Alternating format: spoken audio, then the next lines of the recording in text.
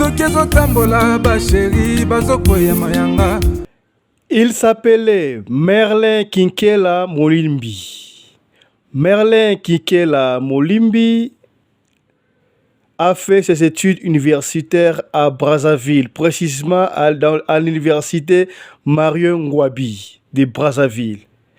Merlin Kinkela Molimbi travaillait, il était un agent de l'aéroport de Maya Maya à Brazzaville. Comme tous les autres Africains, précisément Congolais, qui veulent chercher une vie meilleure à l'étranger, soit aux États-Unis d'Amérique, soit en Europe. Merlin Kinkela Molimbi a choisi de partir en Europe en passant par l'Afrique du Sud. Arrivé en Afrique du Sud, Merlin Kinkela est décédé. Comment est-ce qu'il est décédé? Qui a tué Merlin Kinkela? Dans quelles conditions Merlin Kinkela est décédé? Vous allez suivre dans cette émission, mesdames et messieurs. Radio Lokole TV balobi ngai mo déjà na fanatique na déjà Radio Lokole TV à Fiston Pelende. En tout cas bolanda landa ngo mingi o awa banti valeur ezala te. Parole de parfum d'hiver nandi mangana moi passé son andimi, donc c'est formidable. Check. Ouais, balobi bana monde entier ba fanatique tout la maison mère. Vous ça pas comme les autres yinongo balobi tout bo santé ko s'abonner na page na biso. Il y a télévision, il y a Fiston Pelende, Radio Lokole TV. Donc Radio Lokole TV Makamo avec Fiston Pelende. Bana tout le monde entier. Bana les rois de la forêt Big Boss. Tous les fanatiques à maison mère, tous les fanatiques à Inongo, avec Fiston Pelende. World toujours. Tous s'abonner, tous avoir vraie info de la maison mère. En direct de Jobour, toujours World. Yannick Kinia, Yoyebi. Ba fanatique tout ya wenge muzika bo s'abonner na Radio Lokole TV ya Fiston Pelende. Radio Lokole ya Fiston Pelende. Fiston Pelende Radio Lokole. Lubumba Lokole. Linda wo yao tantine lindo yo mwaza mongo yao tantine linda lo sako e mwasi alipeka sola zala kobele ngina mobali ya kwitie isongolo bana Jobour bana Dirban bana Cape Town bana Paris bana Bruxelles Angola Kinshasa monde entier Afrique mobimba babi to s'abonner massivement na Lokole TV. Webi Lokole tanga kara na village ya iso likambaza na mboka baole lisa ngiri ngongoro Lokole mokonza mboka na mitingi ya koloba na ebisi bino pona ba vidéo du jour na bino pona ba théâtre pona ba émission na bino pona information ya mboka na biso communauté congolaise nyonso pe Afrique ya na Lokole TV sanga plaisir allez téléphone na yo kota na YouTube kota comment Lokole TV allez s'abonner fina musapi toini bisous bye Radio Lokole TV à Fiston. Tous s'abonner massivement. C'est validé. Mobali mbinga na mwinangolo aboya hydroquinone. Soki ezotambola basheri bazokwea mayanga. Na retrouver douce tendresse affection epana yo. Nasalelo nini pondi make na kupendaka sana. Shita kwacha Pelende wenjo. Mbote na bino bandeko balandi ya Radio Lokole Télévision bisika nyos tu bozwami. Merci na confiance pe fidélité bo pesaka na programme oyo et pa wapi biso na bino to kuta na kapona ko solo la makambo zo le kana communauté na biso to beta kama solo ba histoire vrai maso to beta ka to baka chaque fois to inventaka ngote et utaka epai na biso te mesaka bino moko pesaka biso masolo pona ko beta ko bongisa esika mabezali to bongisa esika pende kwa longaki yo pe olonga esika nde kwa kweki apesi lisoto beta pona yo otelema ezalaka pona ko nuire kolo lisolo te ezalaka pona ko nuire batu te mais plutôt pona ko sunga. Merci na sponsor officiel ya chaîne Oyo Yannick Kinia le faiseur des millionnaires force tranquille yonde umela mbote na mon coiffeur personnel Blaise Luvambano yende mankambo umela ndenge boyoki na sommaire bandeko tokobeta lisolo ya ndeko na biso atiki biso Merlin Kinkela Molimbi. Qu'est-ce qui se passe na réseaux sociaux ba voice ezoko tambola na ba photo ndeko moko boye entre parenthèses azali na kombo oyo ba musulman abengaka Nzambe. Ye autaki na bandeko Kinshasa bazalaki à peu près 11, 12, 13 boye. Aye na bango na Afrique du Sud pona asala bango makambu bakende soit et Amérique. Quand je parle d'Amérique, je vois peut-être les États-Unis, au Canada, tout n'importe quel pays, il y a Europe. Ndenge bandeko belé, babanda kop oyo bayaka, tout bettre ba code pour ça masolo akatiko, bandeko bayaka awa, basali makamon bango baleki. Ndeko wana yaki na bandeko 13 wana sur 12 11 12 13 wana abana écologer bango quelque part na quartier obengaka City Deep, baliaka, balalaka, balataka. Il se fait que ndeko wana oyo azali na kombo ya ba musulman babengaka Nzambe azwaki mwa kokoso pona kosala ba visa pona kosala ba doki makambo bino moko boyebi makambo ngo ndenge ezalaka moko bandaka bagangi so babandi makambo ngo esala nango bien mais moko pe ebetizaka nango soki ebetize ezalaka soit faute ya yo muto olingi batindika yo opesi mbongo te soit pe faute ya tindike ya gangi azwi mbongo pe Amélie a beaucoup pesa kuna soit pe donc batindiki batu trop gouvernement to système ya mboka wana batindika bate comprendre que batu songolo na babuku songolo bazoya trop ba canceler système nyos to ezalaka ndengo wana donc soki mutu yana bakamba voyage la ka risque ya do babaka risque ya yo moko ndeto ba en anglais yo on risque siko ndeko na biso Merlin Kinkela Molimbi azalaki parmi batu wana oyo ba voyageaka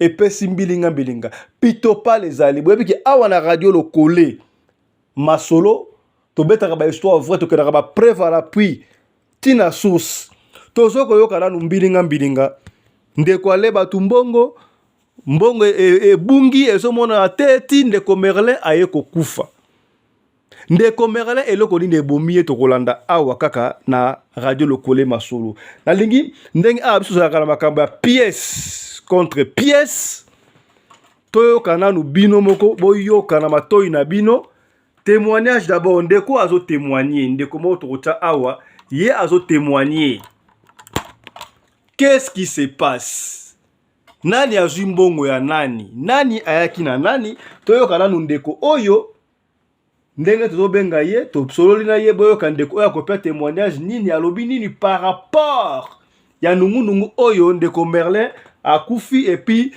bamelie mbongo ya voyage conso qu'est-ce qui s'est passé toyoka nanu ndeko oyo ndeko mwana mboka mbote pesa biso précision qu'est-ce qui se passe dans ba voice oyo bameli batu mbongo ya voyage bandeko oyo baofa na City Deep.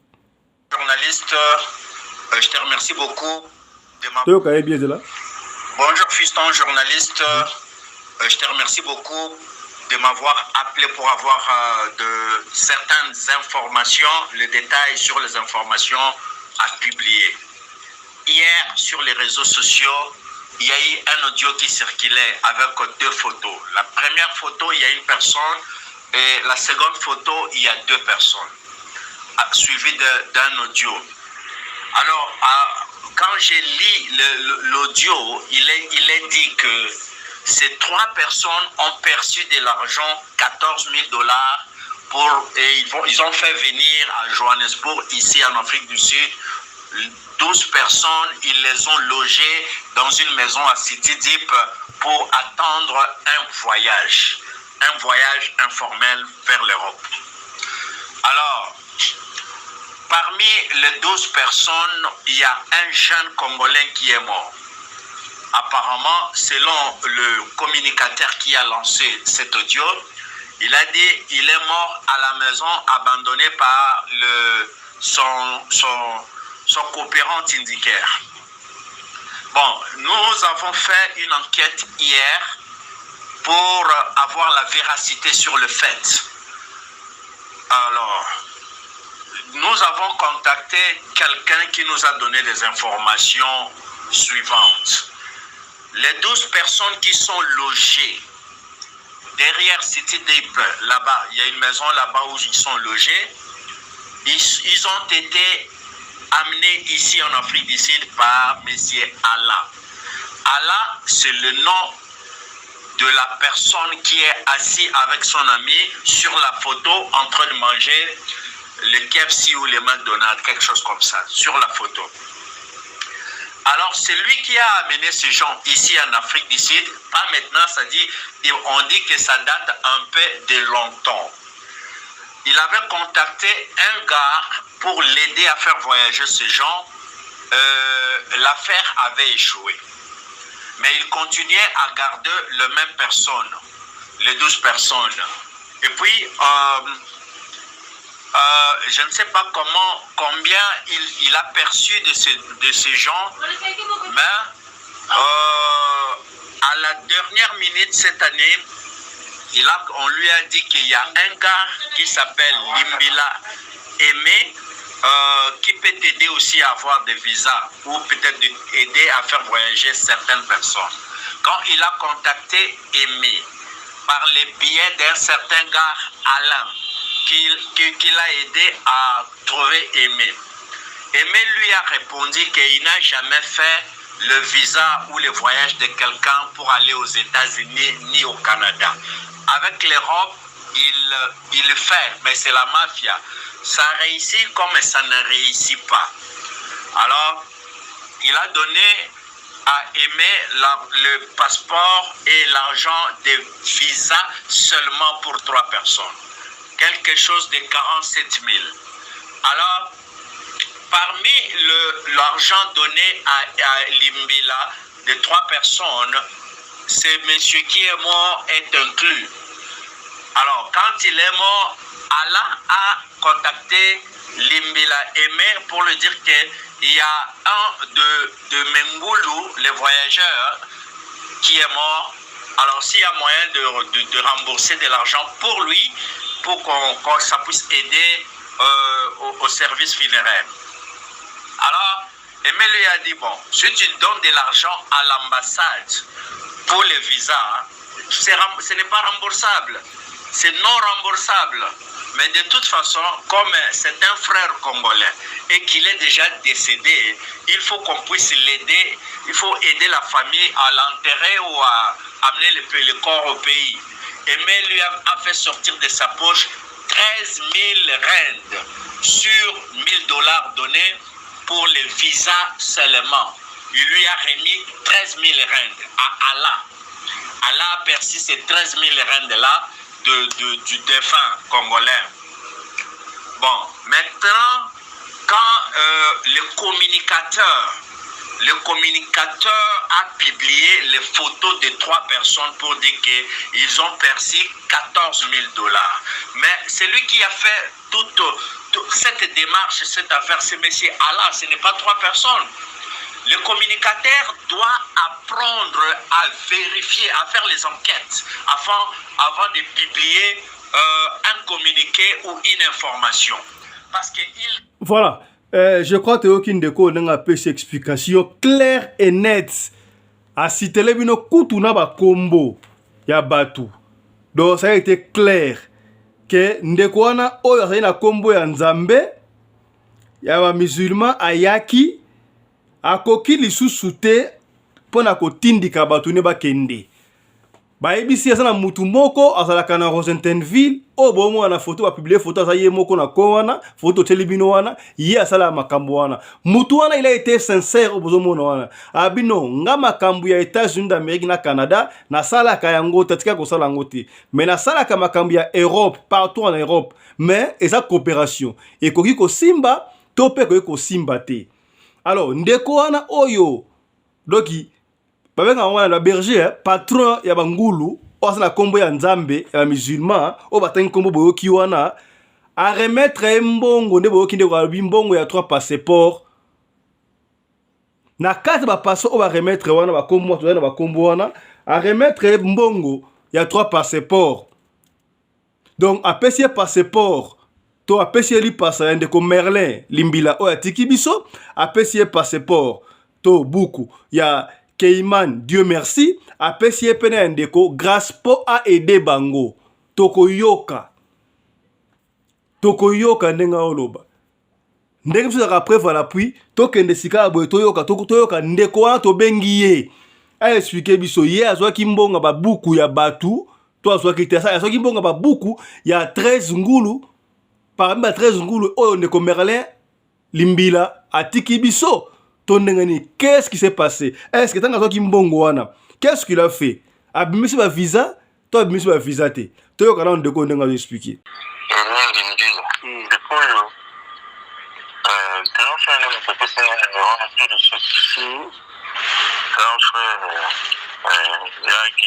Par exemple, ma voyage, toujours ma voyage, ma visa, bon, c'est tout le monde comme on a à là. Petit toi na utaki, a utiki, ayana bangolo na 13 personnes. Nga na yebite connexion na yebelo mote. Alors, il paraît à qui a côté na tindikere moko baza salane ba affaire, ba type na ba mairie là, ba to ba kendate. Alors, tellement bandi kolela bato pe bakumu baumeli. Alors akutani na petit moko bona Rosatangel garçon wa yebinga ayebisi albi voilà nazana mutu moko mutu wana soki ki opesi quand même à des personnes au lepisi la yo alors baye ko contactenga omoni na profil nanga oyo kotezana garçon bokoyi baye comme ne flori babengaki hero. Bon ngamo zoto otinde akena poto omona kana pili ya Congolais wana mingi pe. Alors Flori azana poto nini? Azana poto nini? Azana Allemagne. OK. Omona même photo na za ya kati Allemagne na tindaki na Allemagne. Alors dans la manière na ngana bimisa visa na debine na bimisa moto pa voyage. Des petits wana aye to solo la bien dans la 5 personnes il dans ceux qui des personnes pendant la pandémie dans la salle de ça la paix Europe ni Canada dans ce que y en Europe la salle le dossier. Alors tellement ayoki bongo apesena 3 passeports Europe et tu as confié au comment on a Merlin nani na ebite wode fonata la ngova na otinde lo passeport na ye. OK ça na otinde lo passeport ba donyo so pesa yenga nini ba pesa yenga bango. OK ça donc on mona na kati ya passeport Merlin na firme ko grâce na sana bimisere visa à Portugal il y a une année étude dans ce qui est étude à Otikale na poto. Deuxième personne ça petit moko boya Brazzavillois. Bon, on a pu naïbi bangote on naïbi ka passeport. Pour baza ba kumula mo ba benga na ngana mo na ka passeport. Après c'est na chaque passeport 1500 rand et 15 000 rand pardon. Net $1000 na passeport moko la bino na sala musala so que série comme ça à Obakisa. Alors tant on a bimisi ya jeune fille bala moko ba benga ba bi petit moko wana akufi.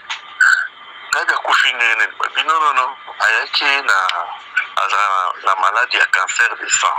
Alors le cancer du sang ba mekana kine sembitende babaka ya koto pake na poto on no sala ba échange du sang ba na longola ngo chaque fois. Très bien quoi. Surtout tout ça on pesa mongo na passeport. Na zuma mongo 15,000 wana. Moi de ce compte qui na bato ya connexion ba bimisa ngo système. Ngana document na 15,000 na ina PC na passeport. Non, le PC 12,000 au bout de 12,000 na passeport. Ba bitwa bi le tete na mo ba démarche ba de l'union so. Au PC mbongo na maboko na maboko ya Allah. Allah o mutu na parce que Allah nda pesa kinga. Ngana zoke c'est pas Allah. La personne ne sait pas nini asalinga pe ba audio ba nini nazana ona phone na tena ga pe na ko social na groupe ya Patrick Mavungu.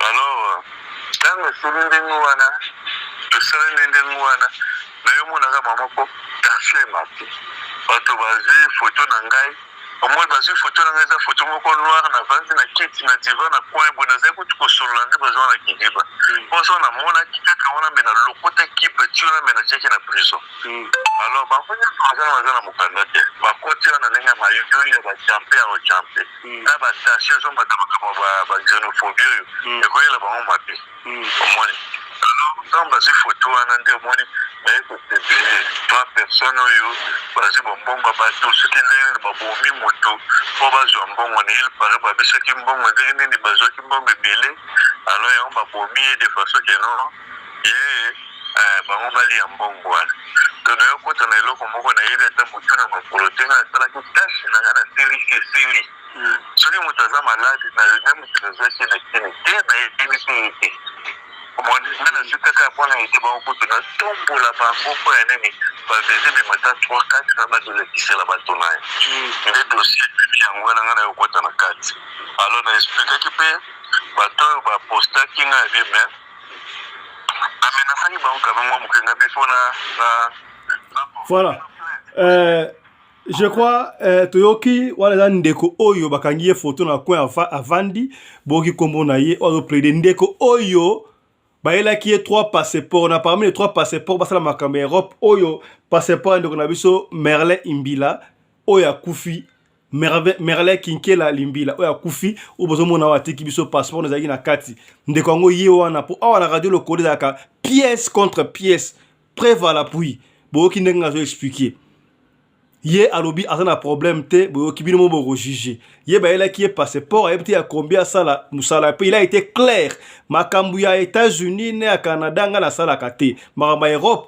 a salaka ba pesi na passeport moko $1000 $1000 15 3 passeports et puis tant ba ko yebisa ba yebisa que non na bato parce que passeport misa toana moko Merlin Kinkela Limbila akufi il faut pas savoir son mbongo wana oya passeport oyo ya mbata po to organiser ba service funéraire ye bisi bango ke non so imbongo côté makamba ko pour bo yebi neza la kabisa to yebi ke so côté za risque na yo moko na ba ko on bandeli mais quand même na poche na ya ndimi ko pesa au de 15000 à pesi 13000 azongiseli mukolo bangulu 13000 sala matanga donc ye par là abimi na makambo bon ngabe personnellement la monité et sika faute ndiko wana oya bimi wazali to sala ka analyse ya zongisi mbongo basikoyo to yingi to sa ngele na ye pour la nini siko azongisi mbongo ya mutu moko est-ce que la deux personnes wana batikali mwana mwasi o baotanga kombo msu atangi kombo mwana mwasi wana grâce na ndiko msu visa na bango ebimi to ebimité ezalaka preuve à l'appui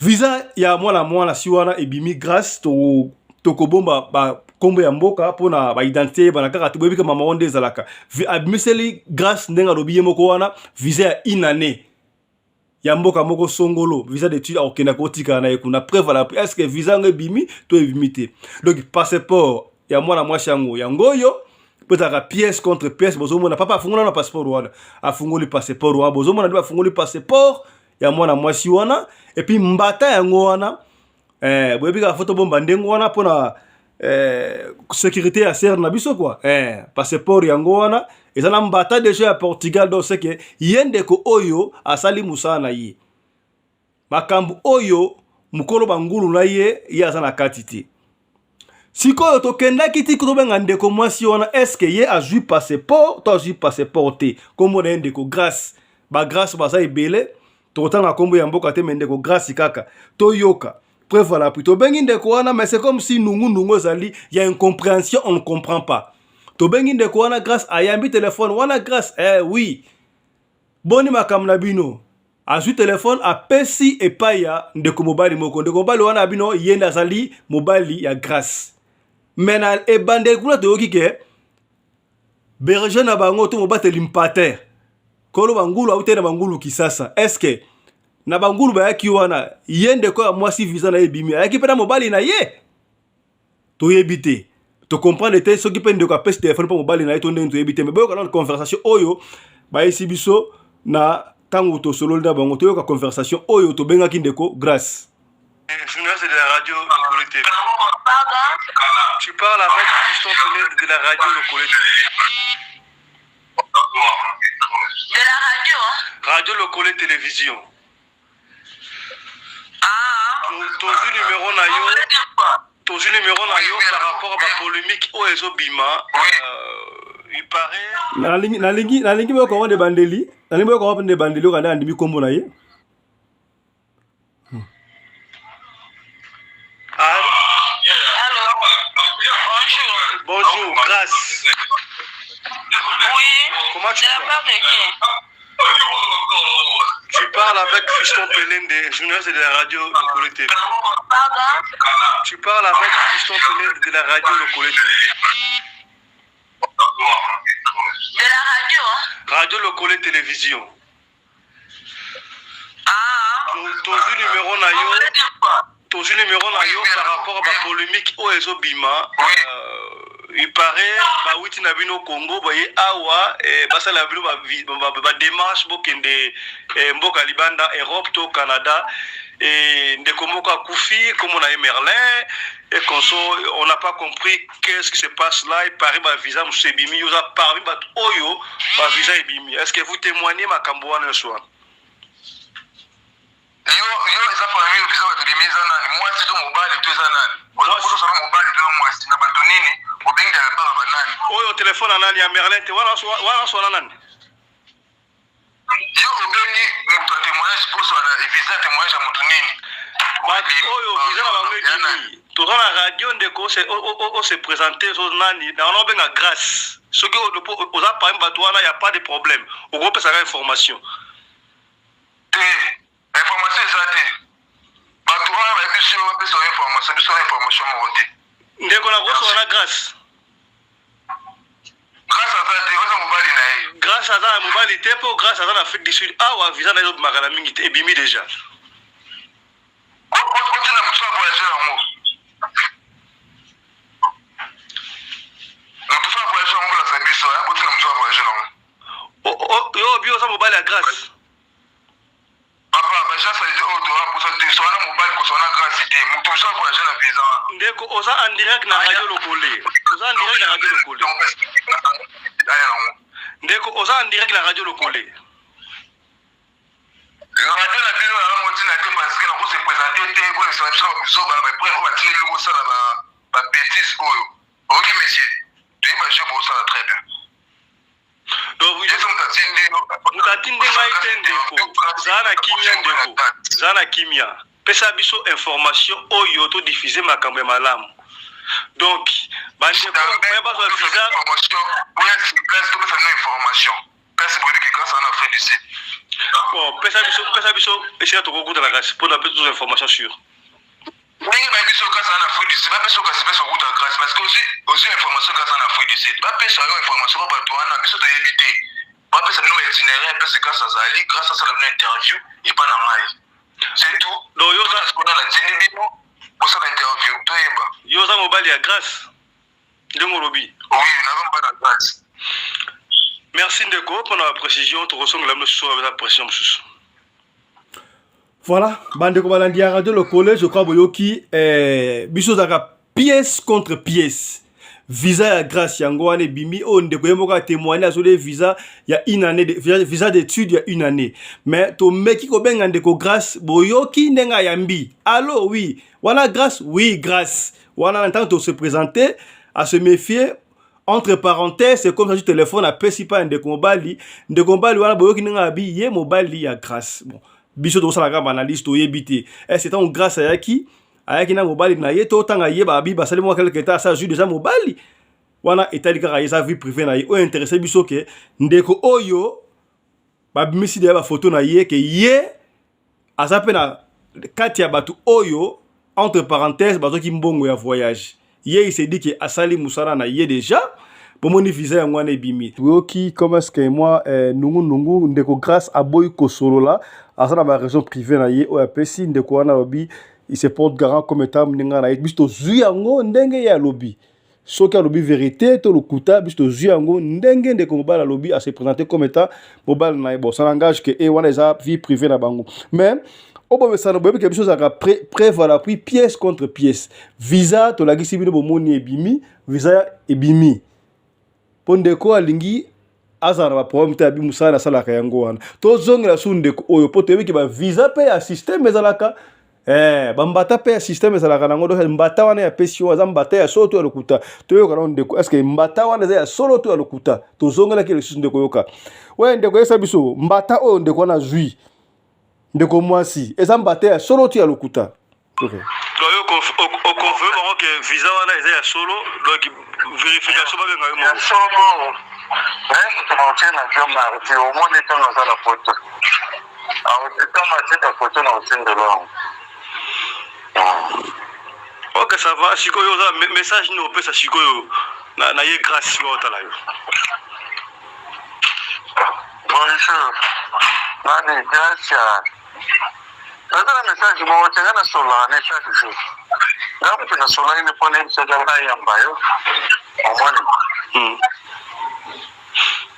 ok ça va alors merci nakuti napesaki ayamba yo boloba boyamba yo ce n'est pas un problème mais naotiena nati mpo naza na contact ya bafekuna na france viva naotia mardi ok ça va alors merci ok Congolais nyonso alingaka kokende libanda bon peut-être na cadre ya Merlin nde balobi fala kende kozwa ba soin mais pesi ki atiki biso awa paix à son âme et pesi pasi moko na moko attirer conclusion to kozonga lisusu pona ko lakisa bino ko bino maloba oyo ndeko oyo pasteur Koloba Ngulu akoyebisa biso. D'ici là, portez-vous bien, restez branchés sur les antennes de la radio-télévision Lokole. Portez-vous bien. Jean Louvambano, mon ami propre coiffeur international, Oumela.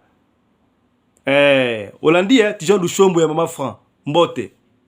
Chap chap. Et tchara.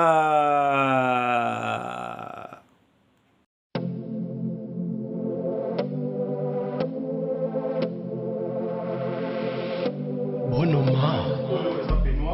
Il y a une famille fashion. Donc la mouki a volé la ndako peignoir. Dans les papas, a brûlé son mari et a dit non tout.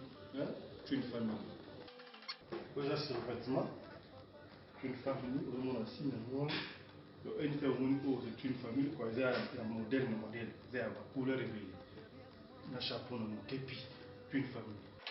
Les ensemble, c'est une famille. On a été. On a ensemble. Mais pas moi ils vont à l'autre. Là, tu peux oser la possible. Mais relax, quoi. Voilà. Nous sommes une famille. On tire une famille. Donc, on a dit ça, nous sommes à Congo, on peut consommer Congo. Une famille à Congo, pour consommer en Congo. Donc, c'est une famille. On a dit ça, nous sommes à la Congo. Comme on m'a dit, les vêtements en bout là. Moi, ça a mis accompagné quoi. Moi, chacun au côté d'une famille, en collaboration avec Mercedes. Tu vois, pour le tourner là, on a Mercedes. Chacun Oyo, c'est une famille. C'est une famille fashion. Moi, je suis automne la bembele, je suis papaye. Pour jaquette, c'est une famille. Jaquette Oyo, ma chapeau, c'est une famille. Pour Salino, c'est une famille. Ma chemise naïe, petit de voilà. Une famille. Jaquette Oyo. Moni. Hein? Consommons Congo. Merci. Avec un talent, ils veulent tous devenir riches, mais avec un travail, légende. Il faut respecter les gars qui ont vécu. Nazalaki Newcom, mais vieux avec ça qui me testait mené à Kwamambo. Vieux Nanga Moujilumu. Et puis business partenaire, so yebi. Thank you very much.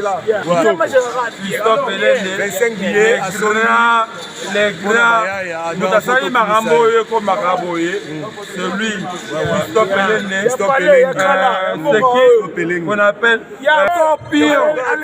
Mais faut aller là pour ma petite, Yuma, stop pilote. Scorpion. En attendant le grand rendez-vous du centenaire du 6 au 9 juillet prochain, le Festival international de Massi Manimba, Festimas Ngometu vous propose la Nuit du Festimas. Nuit du Festimas, le festival en pré-show. Vivez l'avant-goût du Festimas Ngometu à Kinshasa. Nuit du Festimas, Soirée des galas, danse, ballet, spectacle inédit et lancement du casting Miss Festimas le samedi 28 mai à partir de 18h dans la salle Les Cristals de la Fikine. Première porte, la Foire internationale de Kinshasa, derrière la Grande Paillote. Nuit du Festimas. Soirée VIP, entrée exclusivement sur invitation.